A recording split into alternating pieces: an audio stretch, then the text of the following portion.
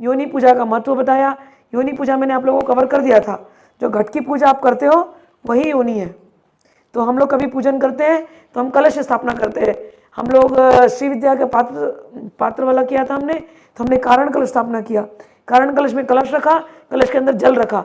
जल के अंदर हमने द्रव्य डाल सकते हैं। द्रव्य यानी दान दक्षिणा जो होता है, कॉइन्स भी डाल सकते हैं, सोने की अंगूठी भी डाल सकते हैं, भी द्रव्य होता है। ठीक है, जल भी द्रव्य होता है। और साथ में बीज डाल सकते हो। अगर कभी कभी अनुष्ठान करने के लिए हम उस कलश को पूरे अनुष्ठान के समय तक रखते हैं।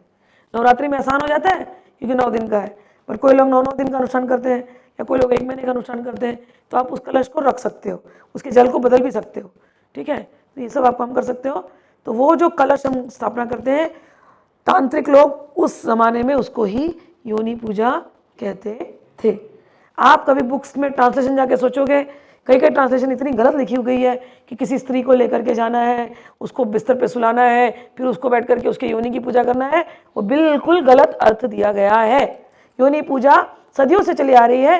घर में आप लोग सप्तशती पढ़ते हुए घट की पूजा करते हो, घट की पूजा ही योनि की पूजा है। वो घट में क्या है? पृथ्वी तत्व, जल तत्व, और उसका शेप कैसा है? योनि के जैसा है। जब उसमें बीज बोए जाते हैं वो बीज अंकुरित होते हैं। वो अंकुरित होना ही ये ब्रह्मांड का, सृष्टि का जो है वो हम बात बताते हैं। फिर 9 दिन मतलब 9 महीने गर्भ में धारण किया, यानी 9 दिन मीन्स 9 महीने का गर्भ। ठीक है, और उसके बाद उसको हम तिरोधान कर देते, तिरोहित कर देते हैं। तो यानी कि प्रलय हर चार में 4 नवरात्रि आती है। गुप्त नवरात्रि आती है और 2 प्रकट नवरात्रि आती है। ठीक है ना, हर 3 महीने में। क्यों आती है? मौसम बदलता है। ठंडी आने वाली है तो ठंडी के पहले जो मौसम था, वो मौसम और ठंडी के बीच में जो ट्रांजिशन होने वाला है, तो हम लोग उस 9 दिन में अपनी बॉडी को उस हिसाब से प्रिपेयर करते हैं। फास्टिंग। अभी बहुत लोगों की तबीयत खराब हुई, क्यों? मौसम बदल गया। आप लोग अलग अलग क्षेत्र से आए, गरम गरम क्षेत्रों में आए, ऐसे आए, पसीने हो रहे थे वहाँ पर एकदम टप टप टप, फिर यहाँ करके एसी में बैठे, फिर यहाँ करके फिर बाहर गए, बारिश में भीग गए, तो तबीयत खराब हुई। तो पहले के ज़माने में क्योंकि हम प्रकृति में रहते थे, हम एसी में रहते नहीं थे। Remove the superstition again. हम एसी में रहते नहीं थे, हम प्रकृति में रहते थे।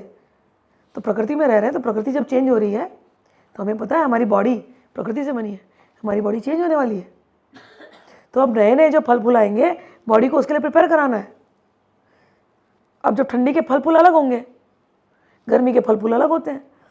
गर्मी की सब्जी अलग होती है, ठंडी की सब्जियाँ अलग होती हैं, बारिश की सब्जियाँ अलग है, हेमंत ऋतु की सब्जियाँ अलग है। तो बॉडी को 9 महीना फास्टिंग करके बॉडी को प्रिपेयर कराया जाता था कि अब जो प्रकृति देगी उसको हम अपने अंदर समा सके। समझ में आया? तो चेंज ऑफ वेदर के हिसाब से अपनी बॉडी को तैयार करने के लिए ये नवरात्रियाँ निकाली गई। अब उसको हमने जोड़ दिया वाराही, तो फिर अलग शक्ति, तो ये शक्ति, वाराही शक्ति क्या है? वाराह यानी प्राण ने क्या किया था? पृथ्वी दोहन, पृथ्वी को ऊपर लाया था ना, पृथ्वी का दोहन किससे किया था? टस्क से किया था। तो वाराही शक्ति क्या है? पृथ्वी का दोहन करने वाली। किसान रोज दोहन करता है, दोहन जिससे करता है, जो प्लाव, हल, कैसा दिखता है? वाराह के टस्क जैसा दिखता है कि नहीं दिखता है? उसका दोहन करके उसके अंदर से हम निकालते हैं। वाराही की शक्ति यानी दोहन की शक्ति। तो नवरात्रों में उनकी पूजा करते हैं। तो पृथ्वी, आप बाहर देख रहे हो, ये शरीर किसका बना? पृथ्वी का। तो इसका क्या करना है? दोहन। इसके अंदर का जो कुछ भी कचरा उसको निकाल देना है। खान पान से जो कुछ भी हमने टॉक्सिन्स क्रिएट किए, माइंड से जो भी टॉक्सिन्स क्रिएट किए, दिन भर के लोगों के डीलिंग से जो भी टॉक्सिन क्रिएट किए, उसको नवरात्रि के 9 दिनों में सही भोजन लेकर के, तो भोजन से टॉक्सिन्स निकाल दो। 9 दिन भगवती को याद करके, माइंड को शुद्ध करके, पवित्र करके, माइंड के जो टॉक्सिन्स हैं, मेंटल, साइकोलॉजिकल, फिजिकल, जितने जहर हमने विषैले पदार्थ इकट्ठा किए थे इस पृथ्वी रूपी शरीर में, उसका दोहन करके उसको निकाल दो। जब पृथ्वी से पहले क्या करते हैं? बीज बोने से पहले उसका कचरा निकालते हैं, वीड निकालते हैं, है ना, फिर बीज बोते हैं, फिर उसमें से अच्छे फल फूल निकलेंगे। तो सेम चीज़ नवरात्रि में करते हैं। अंदर में जो कचरा है, अंदर में जो वीड्स जमा हो गए हैं, उन जहरीले चीज़ों को निकाल देते हैं। फिर ये शरीर, ये मन, ये आत्मा, ये चेतना सब शुद्ध हो जाती है 9 दिन में। फिर उसके बाद जो हम भोजन लेंगे वो शरीर के लायक होता है, और फिर हमने 9 दिन पूजा पाठ किए और फिर हम संसार में लगते हैं, माइंड एकदम शुद्ध चलता है। हर 3 महीने में ये सिस्टम बनाया गया, स्पिरिचुअल रिट्रीट ऑफ 9 डेज। हर 3 महीने में अपना साफ सफाई कर लो भाई, करना है ना।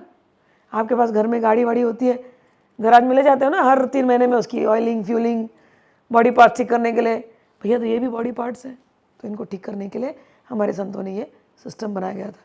फिर कोई लोग नवरात्रि नहीं कर सकते, कोई बात नहीं, एकादशी कर लो, हर 15 दिन में 1 दिन कर लो। कोई लोग चतुर्थी करते हैं, कोई लोग अष्टमी करते हैं, कोई लोग अमावस्या करते हैं, बट ये charging, recharging, removal of toxins is important. यही सिस्टम हमारे नवरात्रि का बनाया गया है। समझ में आई बात? चलिए, तो योनि पूजा इसमें लिख दी है मैंने पूरी। पहले भूमि की तैयारी, योनि और लिंग का वास्तविक अर्थ। संस्कृत में प्रत्येक शब्द के कई अर्थ हो सकते हैं, केवल एक सच्चा गुरु ही इनका वास्तविक अर्थ बता सकता है। योनि का अर्थ वास्तव में प्रकृति या पृथ्वी से है, लिंग का अर्थ शिवलिंग से है। जब हम योनि पूजा करते हैं तो हम वास्तव में धरती माँ की और प्रकृति की पूजा करते हैं। यह पूजा शिव और शक्ति के मिलन का प्रतीक है, जो सृष्टि की उत्पत्ति और जीवन के संचार का प्रतिनिधित्व करता है। योनि पूजा की विधि, योनि पूजा के अंतर्गत हम पृथ्वी में बीज बोते हैं। यह बीज बेल, तुलसी या किसी अन्य पौधे के हो सकते हैं। यह क्रिया हमें प्रकृति के साथ हमारे संबंध को और दृढ़ करती है।